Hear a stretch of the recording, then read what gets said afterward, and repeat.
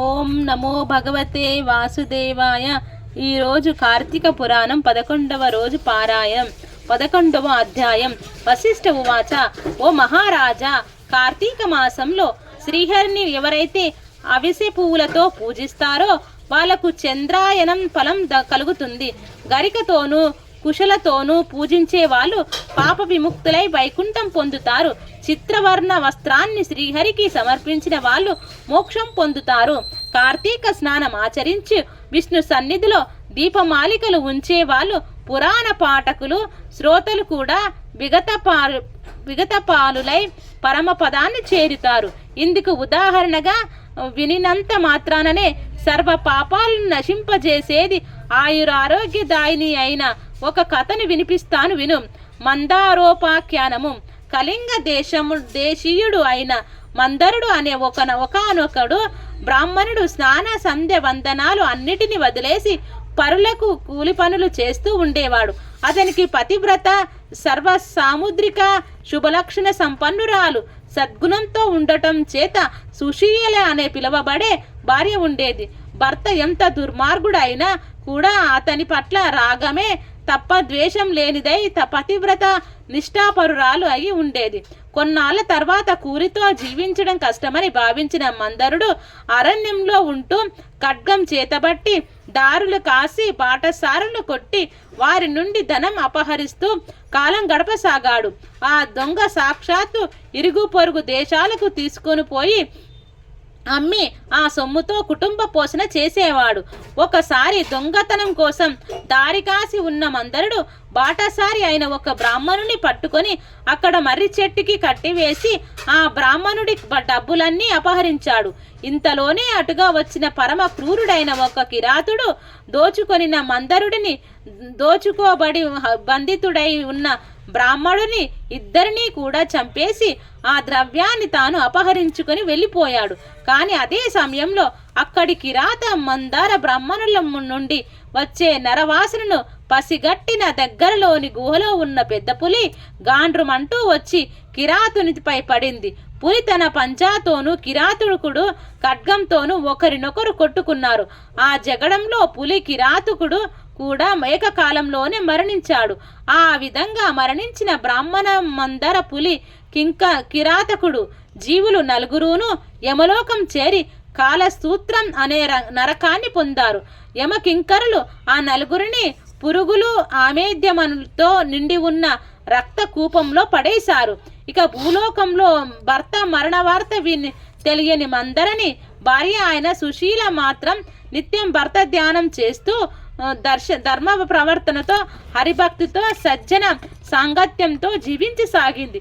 ఒకనాడు నిరంతర హరినామ సంకీర్తన తత్పరుడు, అందరిలోనూ భగవంతుణ్ణి దర్శించేవాడు, నిత్యానంద నర్తకుడు అయిన ఒకానొక యతీశ్వరుడు ఈ సుశీల ఇంటికి వచ్చాడు. ఆమె శ్రద్ధాభక్తులతో అతనికి భిక్ష వేసి, అయ్యా, నా భర్త కార్యార్థి వెళ్ళి ఉన్నాడు, ఇంట్లో లేడు, నేను ఏకాకిని, ఆయన ధ్యానంలోనే కాలం గడుపుతున్నాను అని విన్నవించుకుంది.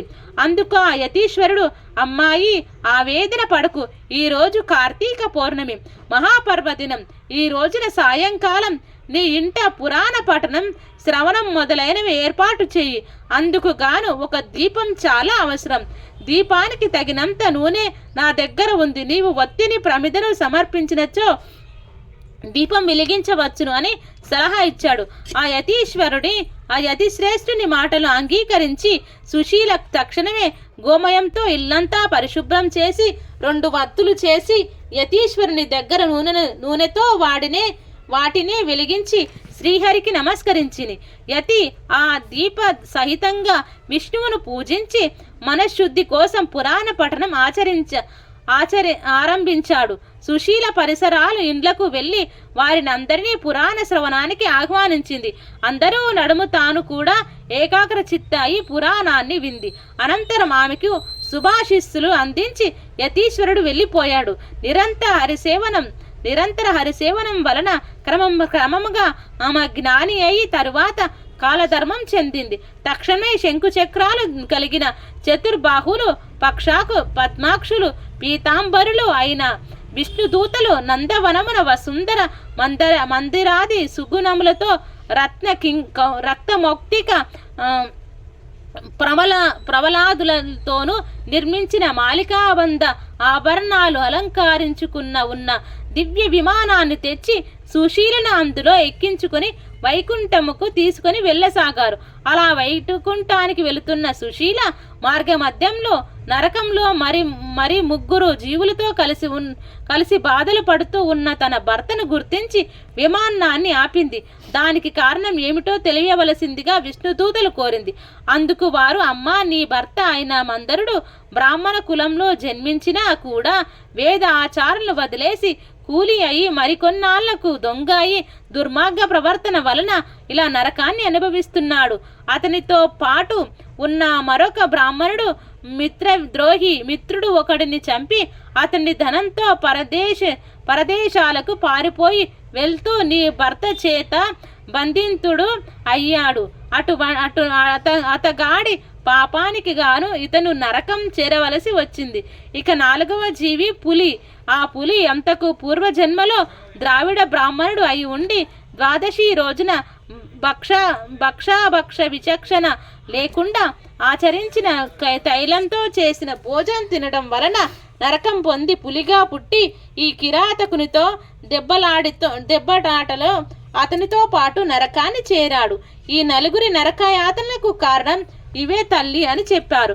ఆ తర్వాత సుశీల విష్ణుదూతలను చూసి ఏ పుణ్యం చేసినట్లయితే వాళ్లకు ఆ నరకం తప్పుతుందో చెప్పమని కోరగా, విష్ణువును కార్తీక మాసంలో నీ చేత ఆచరించబడిన పురాణ శ్రవణం ఫలితాన్ని దారపోయడం వలన నీ భర్త పురాణ శ్రవణార్థమై నువ్వు ఇంటికి వెళ్ళి ప్రజలను పిలిచిన పుణ్యం దారపోయడం వలన మిత్రద్రోహి అయిన బ్రాహ్మణుడు ఆ పురాణ శ్రవణమార్థమై నువ్వు సమర్పించిన 2 వత్తుల పుణ్యాన్ని చేరి సగము దారపోయడం వలన కిరాత వ్యాఘ్రులు నరకం నుండి ముక్తిని పొందుతారు అని పలికారు. అలా వాళ్ళు చెప్పిందే తడవుగా సుశీల ఆయా విధులుగా తమ పుణ్యానికి వారికి దారపోయడంతో ఆ నలుగురు నరకం నుండి విముక్తులై దివ్య విమాన అధిరోహిలై సుశీలను వివిధ విధాలుగా ప్రశంసిస్తూ మహాజ్ఞానులు పొందే ముక్తి ప్రదానికి తీసుకుపోబడ్డారు. కాబట్టి ఓ జనక మహారాజా,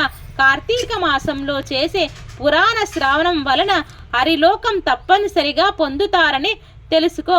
11వ అధ్యాయం సంపూర్ణం. ఓం శాంతి శాంతి శాంతి.